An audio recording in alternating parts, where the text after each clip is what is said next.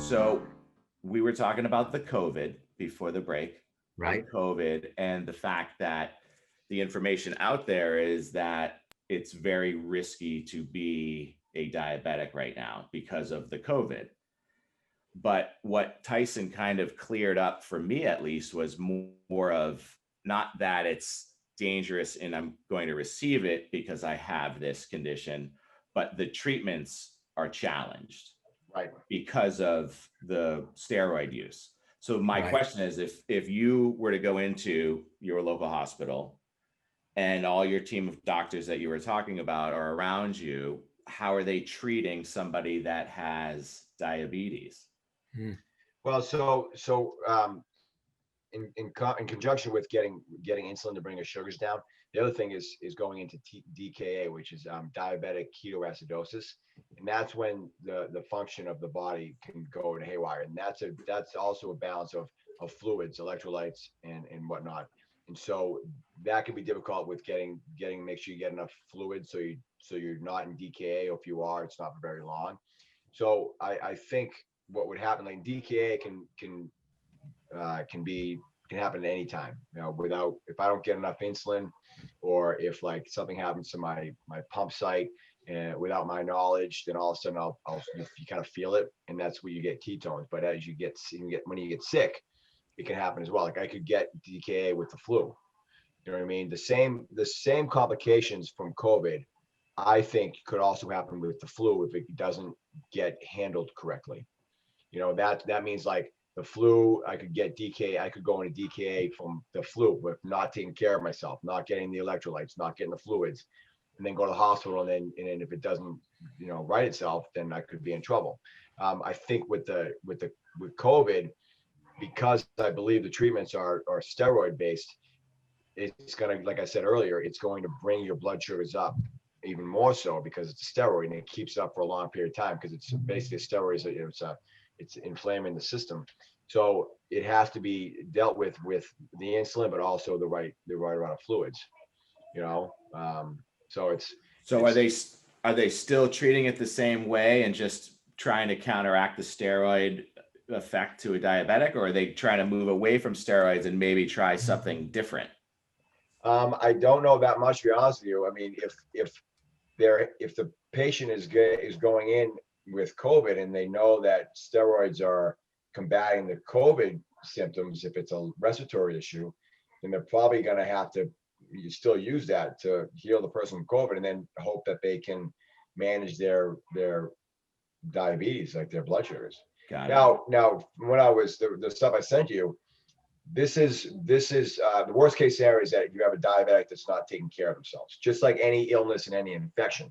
Right. A diabetic that's not doing well for themselves, taking care of or not managing their disease well, is going to be at high risk, just like anybody that's got an obesity problem. So it comes down to a lot of what people are doing to manage their disease. But with diabetes, things could change in an instant. So you could be taking very good care of yourself, and then all of a sudden, it doesn't matter what you've done; it'll still come back to you. So it's probably a very difficult thing to manage, trying to beat the COVID, but also make sure that your blood sugars don't get out of whack. Yeah. I mean, I'm part of a lot of Facebook groups, and the big question has been for the last 7 months. I'm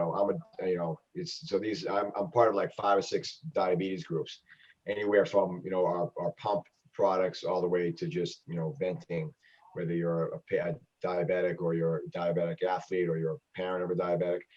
And it's been all over the place. Like, people's symptoms are different, just like everybody else, and their reaction is different as far as their diabetes being taken care of. Very interesting. Are people worried that they won't be able to get insulin? I mean, at the hospital? No, just in general. In general? Well, That's all always these a worry. shortages. Yeah, I mean, that's always a worry. That's a worry just from without COVID.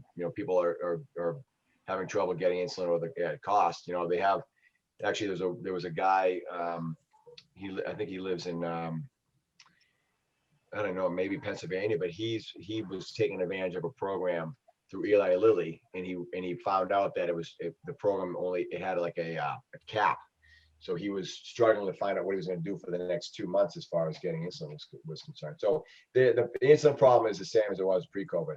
Wow. But I think you're asking, are you asking like as far as the production of diabetes products?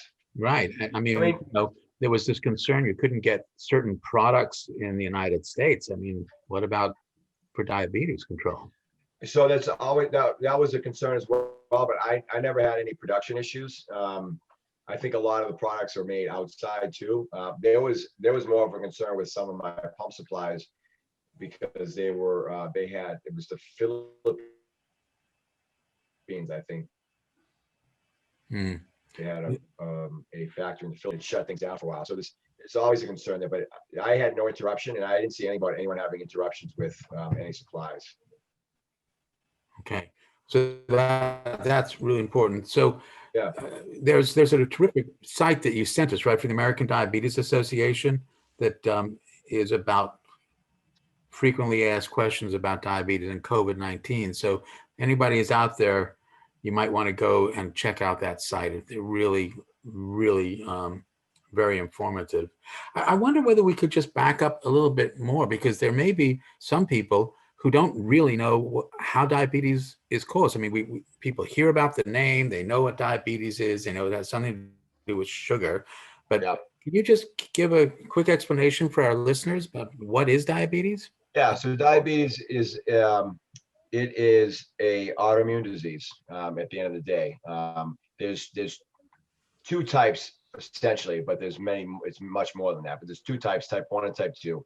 Generally speaking, type 1 is your insulin dependent, where your body basically doesn't make any of the insulin. The insulin breaks down blood sugar. But where is insulin made in the body?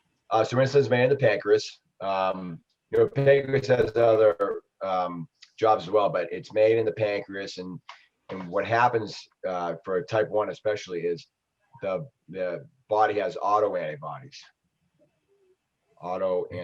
yes. And they attack the good stuff. So we all know antibodies are good, right? They're the ones that are fighting off things. But our bodies have autoantibodies, which are attacking the good stuff.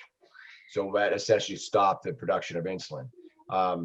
Type 2 diabetes is generally folks that are they may be insulin dependent. They may be lifestyle change. They may be on different types of medicines.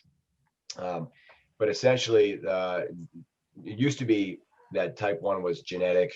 Both diseases, both type 1 and type 2 are genetic, but not everyone that has it is getting it from their genes. Like I didn't have it in my family, but my grandmother had thyroid issue, which when I was diagnosed in 2001, they didn't think it was connected. But I think right now they're saying it's part of the endocrine system. So it's very possible that her thyroid issue is somehow connected. Interesting.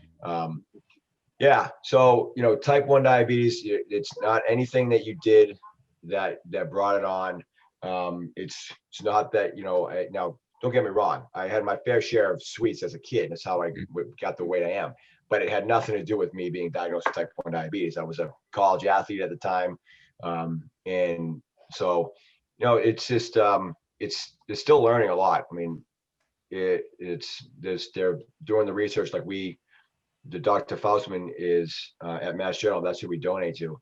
She is trying to use a vaccine that was used for tuberculosis to what she says is like put dirt back into the system, like into your body to try to create more antibodies that would maybe they'll fight each other. But she's basically trying to kickstart their pancreas again.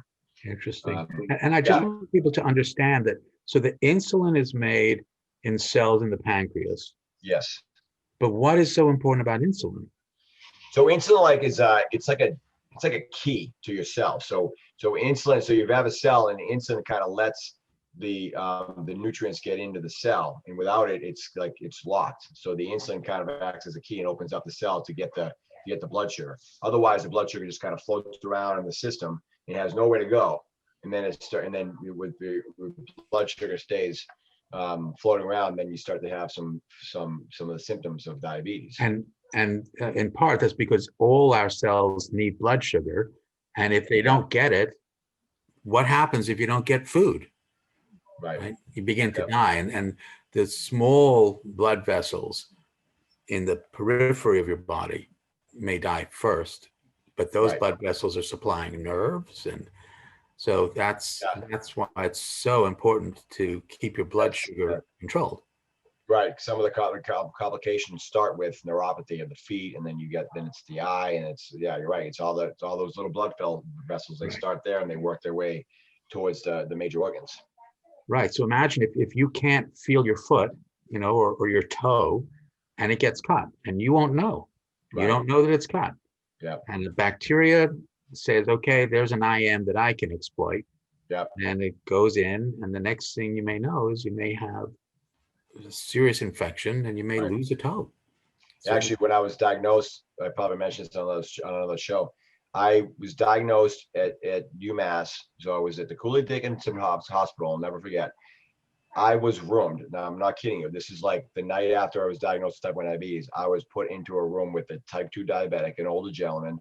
I can't remember how old he was, but he was going to get his foot, I think it was his toe, actually. He was getting his toe amputated because of his blood sugars. So I was like, oh, this is a great introduction to diabetes. Just diagnosed with type 1. And here I'm sitting with a guy, type 2 diabetic, who's getting his toe cut off because he had an infection. It's like, oh, I should probably take care of myself. Stretch the cat.